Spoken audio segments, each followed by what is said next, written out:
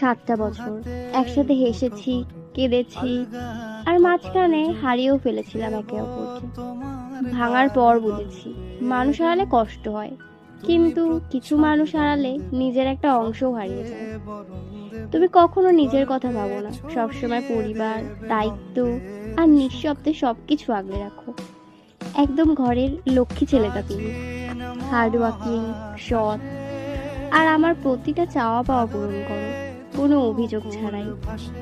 অনেকে ভালোবাসে শুধু কথায়, তুমি ভালোবাসো নীরবে, গভীরভাবে। ভেঙে যাওয়ার পরে আবার একসাথে আসা সহজ ছিল না, কিন্তু আমরা ফিরেছি, কারণ ভালোবাসাটা এখনো বেঁচে আছে। জন্মদিনে শুধু এটুকুই বলবো, তুমি আমার শান্তি, তুমি আমার নিরাপত্তা, আমার একমাত্র ঘর। Happy birthday. আমি আছি তোমার জন্য সব সময়।